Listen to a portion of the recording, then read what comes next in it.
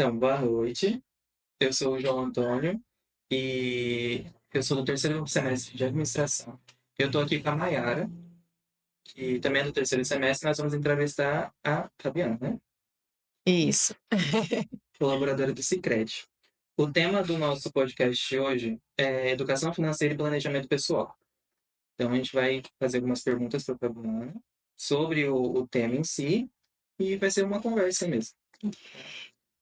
Uma leve discussão, onde a gente vai pegar e intercalar perguntas com situações cotidianas do dia a dia.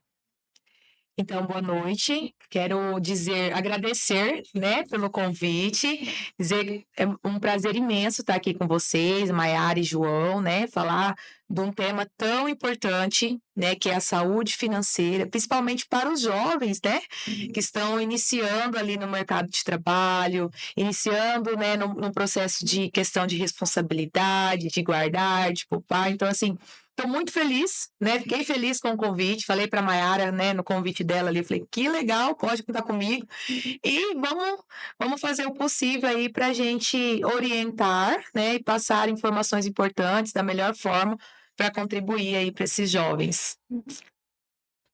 Eu acho que seria legal a gente começar assim com uma apresentação de você mesmo, sobre como você chegou aonde você chegou no cargo que você tem hoje, como que a educação financeira influenciou você estar onde você está hoje, trabalhando na educação financeira, né? Sim. Então, eu iniciei no Sicredi, trabalho no Sicredi tem 11 anos, né? Hoje eu atuo como gerente pessoa física, né?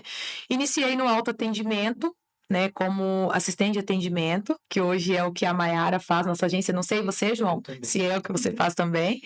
Após, trabalhei no balcão, né, no balcão de atendimento rápido, depois fui assistente administrativo e após gerente de negócio pessoa física, né?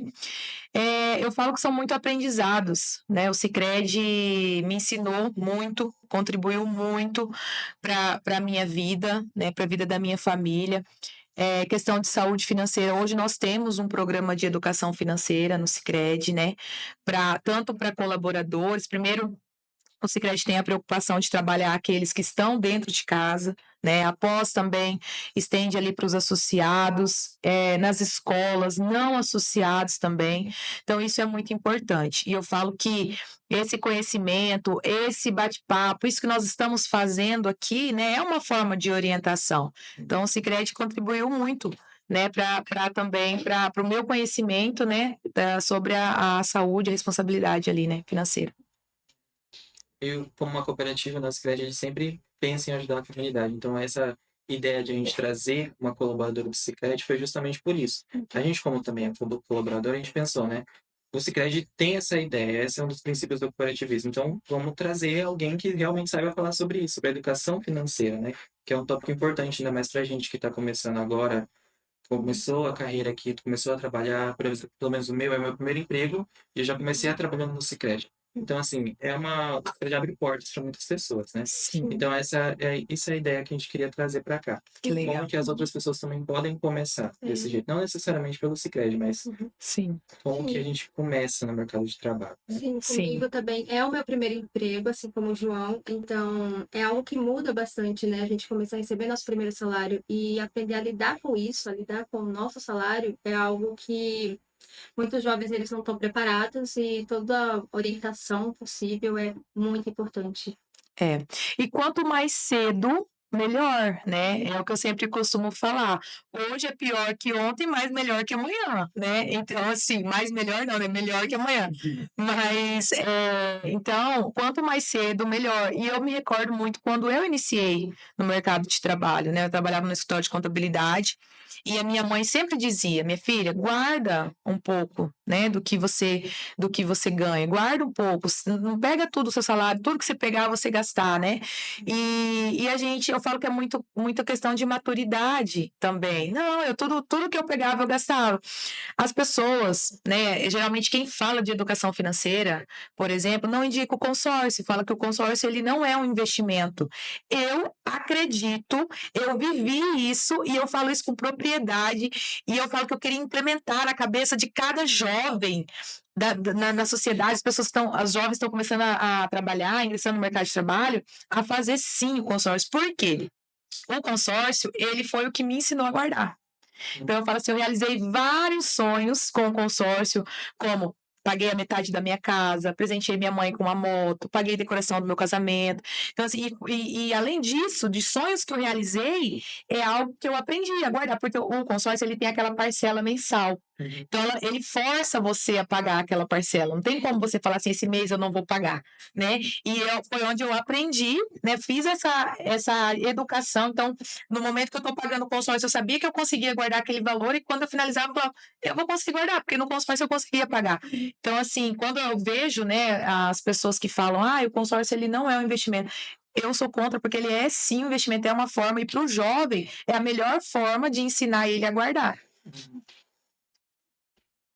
Então, a gente tem uma série de perguntas que foram feitas por alunos dos outros semestres também. Vamos lá, A gente separou aqui, a Mayara separou algumas para a gente perguntar para você. Tem um roteiro, né? Ó, a primeira fala: quais são os primeiros passos práticos que uma pessoa deve seguir para organizar sua vida financeira quando vive com o orçamento apertado e tem dificuldades para poupar? Certo. Organizar a vida financeira é um passo muito importante, né? Eu falo assim que você precisa estabelecer metas, né? Ter uma organização para você conseguir chegar, né, onde você almeja. Isso é para tudo na vida, né? E na educação financeira, na saúde financeira não é diferente. Então, até eu trouxe uma colinha aqui, né, de exemplos simples que você precisa fazer para ter essa organização, que é avalie a sua situação financeira atual. Então, você precisa hoje sentar, listar, né, qual que é a sua fonte de renda, quais são todas as suas despesas, né? Esse é o primeiro passo. Cria um orçamento, defina quanto que você pode gastar em tudo que você tem de comprometimento ali para o mês. Estabeleça metas financeiras. Então, você só vai aprender a economizar quando você tiver uma meta. Se você não tiver meta, vou guardar o que dá. Eu falo assim, primeiro a gente precisa se pagar primeiro. Qual que é o meu sonho? Qual que é a minha meta? Então, primeiro eu vou me pagar, eu vou guardar aquilo que eu estou almejando, aquilo que eu estou planejando. Depois eu vou pagar as demais, né, as demais coisas.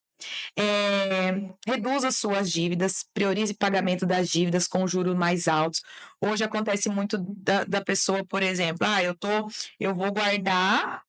Um exemplo, comprei além da conta esse mês, né? Fui na loja, gostei daquela roupa, gostei daquele calçado, e o meu cartão, que hoje as duas linhas de créditos com juros maiores, quando se fica em atraso, é cartão de crédito e cheque especial. Então, comprei, né? Extrapolei ali e eu vou. Não, mas eu preciso guardar. Então, eu vou parcelar o meu cartão e vou guardar. Opa, cuidado com isso, cuidado, porque os juros do cartão, será que realmente vai compensar você guardar ao invés de pagar a fatura total do seu cartão? Então, precisa também ter essa análise, né? E poupar e investir, que é o último, não menos importante, né? Que é você ter o comprometimento realmente todo mês, você guardar aquele valor, né, para uma realização sua ali futuro, ou né, uma independência financeira, né? Nossa, isso que foi falado de organizar financeiramente, que é o primeiro passo, eu acho muito importante. Foi até falado pela nossa professora, né, Andréia, sobre o fato de você anotar, de você ter, nem que seja em notas no celular, seja em planilha do Excel, ou seja em um papel mesmo, em uma caderneta, todas as suas dívidas, todos os seus gastos, para você ter uma noção da onde está indo o seu dinheiro. Porque tendo essa noção, aí é onde você começa a pegar e cortar aquilo que você não acha que é tão necessário, e assim começando a investir, a poupar. Isso, ela falava sempre de ter um livro diário, que tem na contabilidade, né? O livro que a gente anota tudo que sai e entra da empresa. Ela falava pra gente fazer a mesma coisa com a nossa vida pessoal. Sim. De você anotar, será que isso realmente é um gasto ou uma coisa que eu preciso? Aí a gente vai tirando. E faz todo sentido, João. E até assim, né, falar um ponto positivo do cartão, né? Eu falei questão dos juros, mas o cartão, por exemplo, é uma forma de você ter uma anotação daquilo que você gastou por mês. Então, se você estabelece uma meta, opa, esse mês eu posso gastar R$300, R$500, e aí na sua fatura ali você está vendo que já está atingindo, Não posso comprar mais. É a minha meta, é isso daqui. É. Então, é muito importante anotar. E hoje tem várias formas, planilhas, aplicativos que você consegue fazer dentro do próprio aplicativo do Scred, você consegue fazer, né, essas anotações, né? Organizador financeiro e tudo mais. Isso. Você vê quanto que você Isso. gasta, como que foi cada mês. É algo muito interessante dentro do aplicativo. Eu lembro que a primeira vez que eu baixei o primeiro, eu fiquei que legal. Sim. E tem muita gente que tem medo do cartão de crédito, né? Então, assim, eu tenho alguns, tipo, quando eu comecei a trabalhar, eu já contratei o meu cartão de crédito para eu já começar a ter meus próprios custos, porque é meu primeiro salário, já vou querer gastar meu próprio salário. Então, eu já quis um cartão de crédito para eu já ir assinando um monte de coisa. Aí, eu fui influenciando meus amigos a falar, não, gente, vamos ter também, não é tão perigoso assim. É só você realmente ter essa organização. Porque, assim, tem a sua fatura, você tem que ter noção de que, ó, eu recebo tanto valor. Então, eu não vou extrapolar esse valor se eu não consigo pagar no final. Eu não vou ganhar 1.000 e gastar 2, né? Gente, minha mãe, ela morria de medo de cartão de crédito. E aí chegou no ponto que ela acabou fazendo um cartão de crédito e ela percebeu que se você está analisando com cuidado, se você tem aquela maturidade para lidar com cartão de crédito, ele é muito bom. Tá indo pra próxima. Pode ser? Ó, a próxima pergunta é: como as escolhas financeiras feitas na adolescência pode influenciar a vida adulta? Quais as principais dicas que você daria a um jovem sem renda? A um jovem sem a renda? Então, as escolhas financeiras na adolescência, ela tem um impacto muito significativo na vida adulta, né? Desde de jovem, né? Quando você tem uma formação, tem uma mudança de hábitos. Daqui a pouco, eu não tenho a renda, mas eu tenho uma mesada, a renda familiar, né? E eu tenho esse conhecimento, essa mudança de hábito, então isso já vai influenciar com certeza para quando você tiver uma renda. E aí, pontos importantes, né? Poupar, né? E o autocontrole, consumo impulsivo, educação financeira, né? Muito importante, relacionamento com dinheiro, escolhas de carreira, educação financeira, e também eu coloquei aqui visão de longo prazo. Então, sempre quando a gente pensa no agora, né, eu sempre falo assim, é a questão a mesma coisa da compra, né? Quando você entra num site para você realizar compras, quando você faz isso na emoção, né? Tem um grande risco, tem gente que consegue controlar a emoção, mas tem um grande risco de dar errado alguma coisa ali, né? É diferente quando você, eu gostei desse sapato, e você coloca no carrinho, mas deixa lá no carrinho. Eu gostei desse sapato, mas eu vou deixar lá no carrinho. E daqui a pouco, quando você volta no carrinho, você exclui 50% ou mais coisas que você tinha colocado naquele carrinho, né? Então, agir na emoção, às vezes, não é a melhor opção. Tem que ter esse cuidado. Essa análise. Eu Essa percebi análise. muito que a gente vai lá, tem o primeiro salário da gente, a gente vê um monte de coisa que a gente quer muito comprar. E aí, por exemplo, eu percebi que eu tenho roupa lá em casa que até hoje eu não usei. Eu fiquei, gente, porque eu tô comprando essa roupa. Eu tenho um sapato, Comprei uma vez. não, às vezes nenhuma vez, tem roupa com etiqueta. Aí eu percebo que a gente tem que pegar e analisar isso para ver que a gente não está precisando tanto disso, que é uma coisa que a gente pode cortar e investir em algo que pode render mais no futuro. Sim, É isso mesmo. aquela emoção, tipo, a gente recebeu o nosso primeiro salário. Então, nossa, tanto dinheiro, nunca vi tanto dinheiro na minha conta assim. E a gente fica querendo gastar tudo, mas realmente é importante, como é o nosso primeiro, e a gente não tem tantos custos, que a gente não, por exemplo, eu moro na casa dos meus pais, então o meu salário é só para mim mesmo. Sim. Então a gente aprender a guardar pelo menos uma parcela dele, uma parte dele, justamente pra gente. Ou não vai gastar, agora não tem nenhum plano futuro, mas vamos deixar guardado, que vai que eu quero comprar alguma coisa e alguma desse tipo, né? E eu acho muito importante, João, fazer contas. Façam contas. Hoje eu tenho. Quantos anos você tem, João? 19. A Mai tem 21. 21. Daqui 20 anos, eu guardando tanto por mês, com a rentabilidade, hoje temos simuladores, né? Quanto que eu não vou ter daqui 20 anos? Quanto tempo eu guardando tanto eu vou ter uma independência financeira? A partir do momento que você faz essa conta, que você faz esse cálculo, você vai pensar melhor, né? E se planejar melhor para ter realmente uma tranquilidade financeira futuramente. E às vezes, até uma palestra que nós tivemos do Sicredi, né? E o nosso gerente da agência fez essa fala, eu achei muito importante. Às vezes, para guardar dinheiro, a gente fala assim, nossa, 20 anos?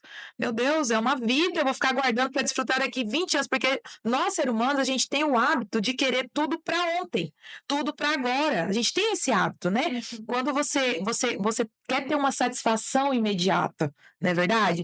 E aí, quem nunca pegou, por exemplo, um primo ou um bebê de uma amiga no colo? Vocês ainda não, que vocês são muito jovens, né, gente? Mas comigo já aconteceu.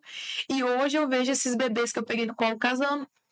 Daí eu falo assim, cara, parece que foi ontem que eu peguei no colo, troquei fralda, que eu dei banho, tá casando. E por que que com a saúde, com a educação financeira, com o planejamento é diferente?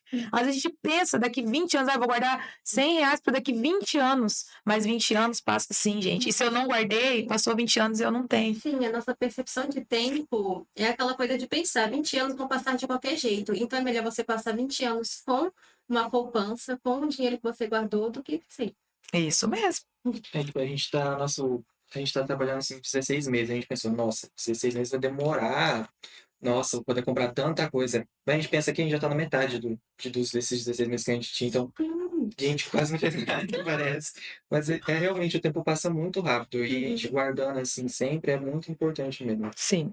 E os juros compostos, ele é maravilhoso, Sim. né? Eu falo a partir do momento que a gente entende sobre os juros compostos, que você faz uma simulação, que você vê que o rendimento a longo prazo, ele daqui a pouco é mais do que o valor que você investiu, você fala, gente, é agora, eu preciso começar agora, né? Ele é mágico. Essa terceira pergunta fala bastante sobre um ponto que é a impulsividade, né? E principalmente no cenário que a gente está hoje, sobre as bets, né? Qual a importância da educação financeira na sociedade atual quando pensamos em bets, nos jogos de aposta? Então, a questão é o controle, né? Eu falo assim, hoje a cooperativa em si não apoia, né, esses jogos de apostas, né? Tem um nome, né? Na verdade, esse jogo é jogo de azar, jogo do azar, algo nesse sentido, né? Porque são muitas famílias, né, que se envolvem com esses jogos, que entram nesses jogos, não tem um controle emocional, né, onde vem ter uma fragilidade financeira. E a importância da educação financeira, né, no meu ver, é isso. É realmente ter essa maturidade, né, ter esse controle para daqui a pouco não deixar esses jogos impactar, né, na vida da família, né? E a educação financeira traz muito disso, da gente ter esse cuidado, esse autocontrole, né? Sim. Eu acho muito importante a gente pensar que muitas pessoas não pensam em jogo de azar como uma doença em si. E é um vício. E é sempre importante procurar tratamento, porque não é algo que dá para controlar, porque pesquisas já provaram isso. E essa educação financeira pode ajudar bastante nessa questão também. E assim, ajuda principalmente os jovens, né? Eu falo assim que hoje trabalhar a educação financeira com os jovens ajuda eles a tomar uma decisão mais certa, né? Daquilo ali. É diferente, por exemplo, se eu não tenho conhecimento. Né? Então, se hoje eu tenho conhecimento, se eu ouvi alguém falar, se eu escutei um podcast falando sobre, orientando, né, vai com certeza me auxiliar na tomada de decisão. Se daqui a pouco eu estou fazendo algo que está saindo do meu controle, opa, eu vou voltar porque eu tenho conhecimento sobre isso, né? Porque você vai analisar aquilo e pensar, vale a pena? E aí, tomar a decisão certa, baseada no que você aprendeu e ouviu. Isso mesmo. Eu acho legal a gente ter uma pergunta aqui falando sobre como lidar com o fracasso, mas a próxima eu acho que junta mais com a parte do juros compostos que você falou, né? Que a gente aprender a investir, né? De que forma a falta de educação financeira desde a infância pode impactar o planejamento pessoal na vida adulta, especialmente decisões como controle de dívidas, investimento e preparação para imprevistos. Então, tipo, onde que a gente pode colocar o nosso dinheiro de uma forma que ele vai continuar rendendo, mas se a gente conseguir pegar de volta caso aconteça algum problema, alguma coisa desse tipo. Tipo, o Sicredi, por exemplo, tem alguma maneira disso, de prevenir de alguma coisa? Como que outras instituições também podem ajudar? Você diz com trava, Isso. travado, para eu não ter acesso. Também tem esse tipo de investimento, né? Sim. Assim, por exemplo, a reforma emergencial também tem os com rendimentos maiores que a poupança, por exemplo, que você consegue retirar.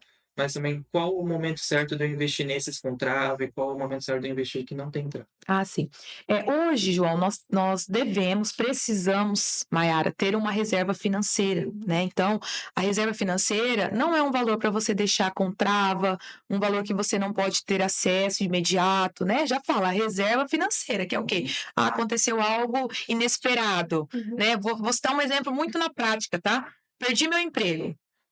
A maioria das pessoas hoje, as pessoas hoje que estão inadimplentes, a maioria é isso. Eu tinha uma renda de 6, perdi meu emprego, arrumei outro com uma renda de 3. Eu tinha uma renda de 5, perdi meu emprego, arrumei outro com um salário. Então, assim, daí a pessoa está naquele padrão de vida, né? A renda cai e ela não tem uma reserva financeira para suprir, até pelo menos se organizar ali com um novo salário. Então, é muito importante a gente ter essa reserva e um valor que fique disponível para você utilizar imediato. Porém, no Sicredi hoje nós temos investimentos que você tem uma boa rentabilidade, com uma carência de 30 dias, com uma liquidez, né, que você consegue utilizar esse valor, né? E também temos investimentos a longo prazo, né? Algo que você pode aplicar com uma trava, né? Algo que você pode aplicar com uma rentabilidade maior, porque se você coloca carência, é quando eu digo, eu posso deixar 12 meses. Porém, eu consigo resgatar com a carência, né? Porém, se eu resgatar antes dos 12 meses, eu vou resgatar somente o valor que eu apliquei. Eu não consigo resgatar a rentabilidade desse valor, porque eu disse para a instituição financeira que eu deixaria esse valor 12 meses.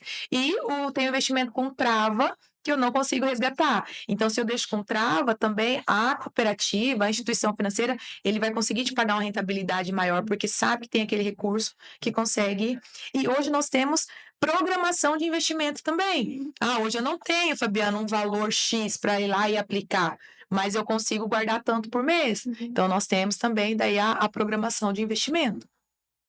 Por isso que a gente fala tanto, que eu percebi sobre a questão da reserva financeira e dos investimentos com trava em si, sobre o fato de você ter essa reserva e não colocar todo o seu dinheiro no investimento com trava, porque pode impactar em algum momento que você está precisando, e aí você não vai conseguir retirar esse valor. Isso mesmo, a reserva ela tem que ser uma liquidez diária ali, né? Você precisa ter disponível para você. E acontece muitas pessoas também, eu tenho um valor X. Eu tenho esse valor. E eu quero aplicar isso a longo prazo. Tá, mas além desse valor, qual que é a reserva que você tem hoje? Não, esse é todo o valor que eu tenho. Opa, então vamos ter um cuidado disso daí. Vamos diversificar, vamos aplicar metade, vamos deixar outra metade disponível, né? Quanto que você. Porque o ideal, a reserva financeira, ela seria de 6 meses. Agora eu não me recordo há quanto tempo, mas no mínimo 6 meses do seu salário mensal. Você teria que ter 6 meses do salário mensal guardado. Então, assim, isso precisa ter ali disponível para você. Além do retorno financeiro, quais são os dividendos não monetários que um bom planejamento pessoal e uma sólida educação financeira podem trazer à vida de um indivíduo? Hoje, uma vida financeira saudável hoje, né? Ela traz a tranquilidade e a redução do estresse. Quantas famílias, quantos casais hoje nós vemos falar, tem pesquisas que comprovam, né, que hoje um grande percentual dos casais vem a divorciar por dificuldade financeira, então com certeza influencia. Menos ansiedade com contas e dívidas. Então, hoje, se a pessoa tem uma dívida, né, a ansiedade realmente bate na porta. Segurança emocional, ao saber que tem uma reserva de emergência. Então, como que é tranquilo você deitar a sua cabeça no seu travesseiro, sabendo que se algo acontecer, você tem uma reserva e tá tudo bem, né? Maior estabilidade familiar e também o crescimento pessoal, né? E o autoconhecimento. Então, acho que a educação financeira, ela traz, além dos juros, né? Além da rentabilidade, também traz todas esses pontos, né? Positivos para a vida da pessoa. Sim, crescimento pessoal dela. Isso mesmo. O próprio estudo também já é Sim, meio que um bem que você tem, né? Um valor seu. Você ter o estudo é uma coisa importante para você. Além do dinheiro, você ter o conhecimento. seu Eu acho. estudo, seu aprendizado é algo que vai além do dinheiro. Hum, Aí é a próxima já. Em um mundo onde o consumo é constantemente estimulado, como a educação financeira pode ajudar os jovens a desenvolverem uma mentalidade de consumo consciente e sustentável, aliado aos seus valores? Um mundo onde a gente está num consumismo extremo, onde tudo tem que Algo que a renovar, gente meio que renovar, falou também um pouquinho, né, sobre a questão das compras. Isso mesmo. a gente controla mais Isso. fácil isso, alinhado à sustentabilidade, por exemplo. Uhum. É isso mesmo, é o que nós falamos aqui, que é realmente controlar as emoções, né? Todas as vezes que eu for comprar algo, eu me perguntar, realmente eu preciso disso? Se tem uma coisa que fez muita diferença na minha vida, foi, aprendi, né, na educação financeira ali, adquirindo conhecimento, e se perguntar antes de finalizar uma compra, eu preciso? Será que realmente eu estou precisando disso? Eu preciso realizar essa compra, né? E cuidar com a emoção, de não, daqui a pouco, não fazer na emoção, né? Mas realmente refletir se é aquilo mesmo, se eu preciso, se eu já me paguei esse mês, né, para usar o meu dinheiro com coisas supérfluas, né? Então, eu acho que isso é muito importante. Pensar também em um consumo mais consciente, eu acho muito importante. Por exemplo, eu compro muita roupa de brechó e eu acho isso incrível, porque você está lá comprando uma roupa que poderia ir pro lixo, que poderia estar trazendo mais poluição para o mundo, e eu tô lá pegando e usando essa roupa. Então, é não pensar tanto em comprar de grandes marcas, de grandes grifes, e olhar mais pelo que está perto de você, com um consumo mais consciente. Faz todo sentido, Mai. Muito bem. Parte da sustentabilidade mesmo, né? Da gente não ficar comprando sempre algo novo. Então, a gente, como a Maia falou, comprou uma roupa que nunca nem usou. Então, a gente pensar nessa parte de comprar algo que já foi usado, uma coisa que não vai influenciar tanto assim. Vai precisar produzir um novo para mim, sendo que já tem um ali que não está sendo utilizado. Sim. Sim. E você vai economizar, né? E ainda. Verdade. Tem mais uma que a gente já falou sobre reserva emergencial, mas tem a próxima daí. Eu acho que essa é importante na questão dos investimentos, ou melhor, dos custos mesmo que nós temos. Qual a diferença entre custo fixo e custo variável no controle financeiro pessoal? É muito importante a gente saber e entender a diferença desses dois custos, né? Os custos fixos e os custos variáveis. Por quê? O custo fixo, ele não depende de mim. Daqui a pouco reduzir essa despesa que eu tenho mensal. O que seria custo fixo? Aluguel, ou uma parcela de um imobiliário. Deixa eu ver um outro custo fixo para citar como exemplo. Agora não vou me lembrar. Mas, por exemplo, é algo que não vai depender de mim. Se tem um valor que eu pago de aluguel, a não ser que eu mude de casa, né? Mas vai depender de mim de reduzir o valor daquele aluguel mensal. Ou se é um financiamento imobiliário, eu já fiz com aquela parcela, então ela vai reduzir mais em longo prazo ali. Agora, por exemplo, o que é variável? Tudo que eu posso reduzir. Energia, posso reduzir? Posso. Daqui a pouco, se eu cuidar mais, apagar uma luz, manter um ar-condicionado mais tempo desligado, televisão, né? Cuidar, vai reduzir. Um cartão de crédito, consumo mensal, consigo reduzir? Consigo, né? Daqui a pouco, só me programar melhor com as minhas compras e tudo mais, né? Então, é muito importante você entender cada um para você conseguir se planejar. Porque o que é variável, eu consigo reduzir, então, opa, nesses daqui que eu vou focar, preciso reduzir isso daqui para eu guardar o valor X, né? Agora já o Pix eu sei que sobre a minha renda eu tenho aquele comprometimento mensal. Então, eu preciso somar tudo que é fixo e já saber que aquele valor eu preciso tirar da minha renda ali para arcar com as despesas mensais. Tem uma que é boa aqui, que é a 12. Como a organização do tempo pode ajudar a melhorar a produtividade no dia a dia? Bem legal, hein? Que vocês falam assim, essa aqui é boa. Para mim, vocês estão pegando só quem fez as perguntas mesmo? São várias formas de vários semestres de administração, porque como a nossa disciplina ela é Integradora. integradora e nos sábados letivos, nossa professora E a gente também queria que eles participassem de uma forma, sabe? De esse projeto também ser deles e eles estar aqui de alguma forma. Não sei. Que galerinha, viu? Não sei. Que galerinha. Repete a pergunta de novo, João, por favor. Como a organização do tempo pode ajudar a melhorar a produtividade no dia a dia? Hoje, organização do tempo é tudo, né? A gente tem aquela fala, né? Meu Deus, como que tá passando rápido? Todo mundo, né? Como que tá, as horas estão passando rápido, o dia tá passando rápido, a semana, o mês, né? E eu acredito muito que algo que influencia muito, muito, muito, muito são as redes sociais. Instagram.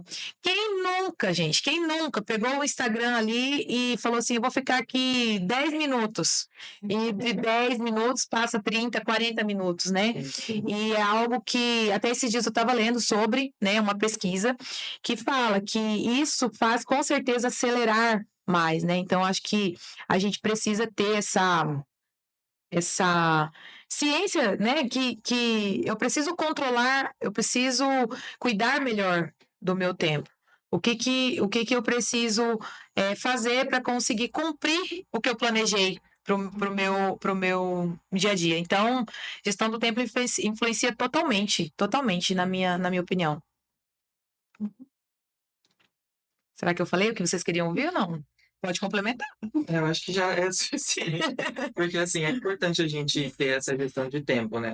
Então, a gente tem um ponto que a gente acorda ali, a gente vai se arrumar, então a gente demora X tempo, né? O tempo que a gente demora para se arrumar.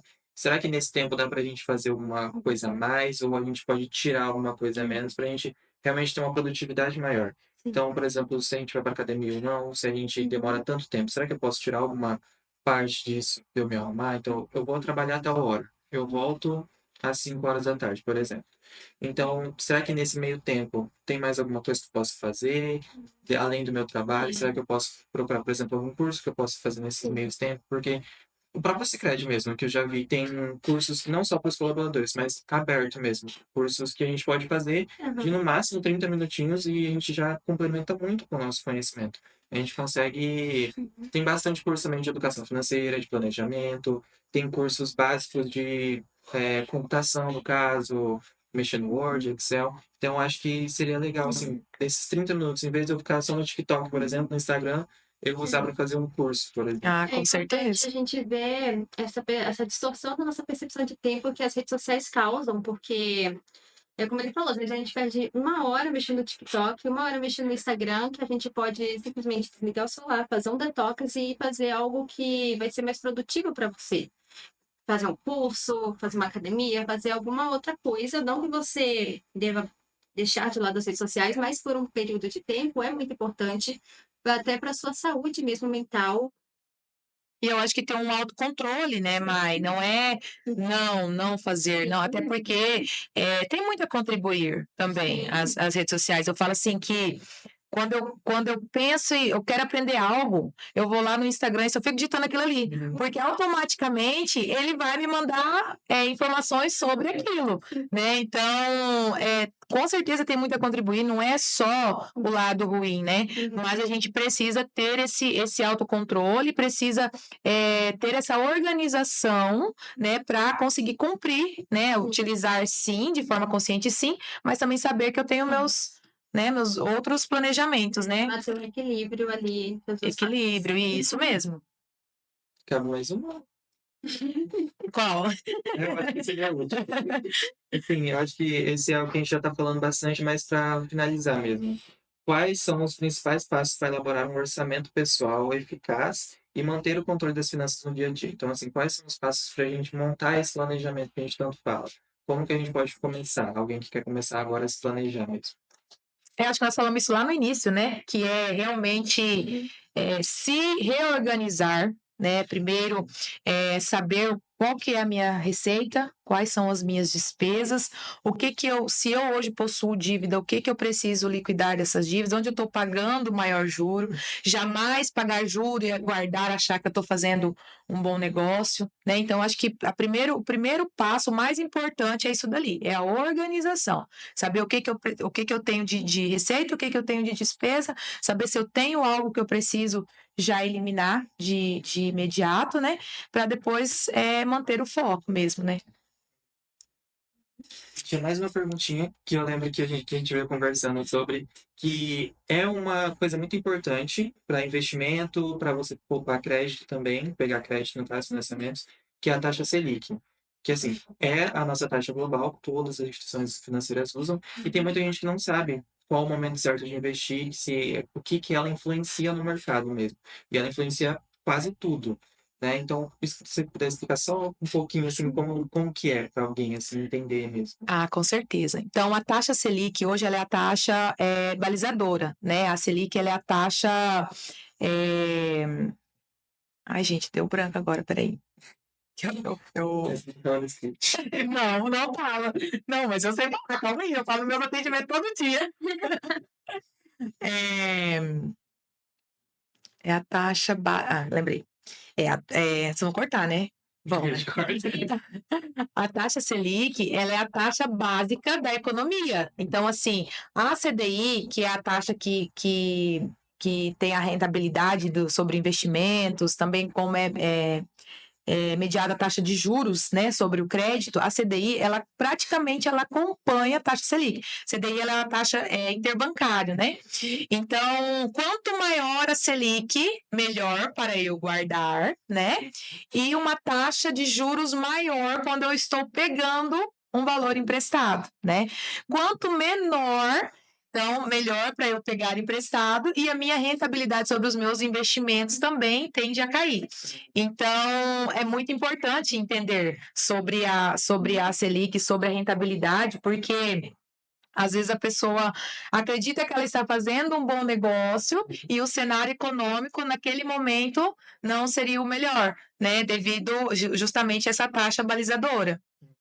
No momento agora que a taxa Selic está um pouco mais alta, está 3,75 a Selic, aí é um momento bom para a gente guardar o dinheiro, falar, não, vamos com calma, deixa guardadinho que vai render mais. Aí quando ela voltar a baixar, a gente já começa a pegar crédito por algum desses tipos. Isso mesmo, João. E eu vou te falar até algo que a gente vive na prática, tá? Associados que pegaram o crédito há 2 anos atrás e hoje ele tem um valor investido, um valor guardado.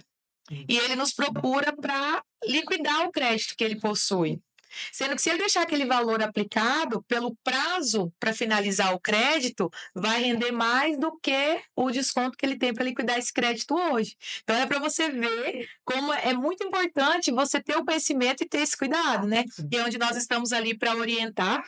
E realmente faz todo sentido, porque assim, às vezes o associado na solicitação dele, ele está pensando o quê? Só de reduzir a questão dos juros sobre aquele crédito, né? Porém, se ele deixa o valor investido, mesmo com os juros, ele está ganhando mais devido ao cenário econômico que nós estamos, ele está ganhando mais com a rentabilidade do que com os juros. E aí entra também a saúde financeira. Às vezes ele usa todo o recurso que ele tem para liquidar o crédito que ele pegou com uma taxa menor há um tempo atrás. E se ele precisa de algo, ele não tem uma reserva de emergência, e aí ele vai e contrata um crédito com a taxa conforme a Selic atual. Então, olha como que é importantíssimo, né, a gente ter esse conhecimento. Cabe mais uma? Tem uma parte muito interessante. Ó, a número 15. Uma pessoa idosa que nunca teve contato com isso, que nunca teve contato com a educação financeira, mas quer mudar. Consegue se planejar e ter uma vida financeira melhor com sua aposentadoria, até mesmo conseguir começar a investir? Ah, com certeza. Essa aí eu vi antes. É aquilo que eu falei, né? Hoje é pior que ontem, mas é melhor que amanhã. Então, nunca é tarde, gente. Nunca é tarde. O momento é agora, o momento é hoje, né? Com certeza, eu né, já estou na aposentadoria, né? Mas eu preciso ter uma reserva financeira. Eu preciso ter um valor, né? Para, se algo acontecer, né? Eu estar também respaldado. Eu ter essa tranquilidade, né? Eu falo assim, quantos aposentados hoje, se acontecer alguma coisa, ele não tem na onde ele tem que correr para um consignado ou algo nesse sentido, né? E daqui a pouco, se ter uma educação financeira ali, ele consegue sim tirar um pouquinho do benefício que ele recebe e ter essa reserva financeira para ter essa tranquilidade, né? Então, nunca é tarde, nunca. Eu falo que hoje é o momento, e o agora é muito bom, né? Então, acho que a gente pode finalizar, né? Foi um podcast muito produtivo. Espero que muitas pessoas consigam, né, ter essa noção de educação financeira e consigam se planejar a partir disso. E a gente vai estar sempre aberto a perguntas também. Caso mais alguém queira alguma dúvida pra Sim. gente, né? Queria te agradecer por ter disponibilizado seu tempo para vir aqui conversar com a gente. Ah, E isso foi muito importante para não só para nós, mas com vários jovens, né, de hoje em dia. gente, eu que agradeço, João, Maiara, né, toda a equipe, toda a turma, né, de vocês. Me diverti, de verdade. Mas nunca tinha participado de um podcast. Quando falou assim, a Mai fez o convite, mas nossa, que chique, né? E eu fiquei preocupada, sim, porque eu sei que o quanto que a gente pode influenciar, né, na vida dos jovens e me senti lisonjeada, de verdade, agradeço pelo convite e conte sempre comigo, conte sempre conosco, conte sempre com o Sicredi, tá? Nós estamos aqui para apoiar mesmo essa juventude aí.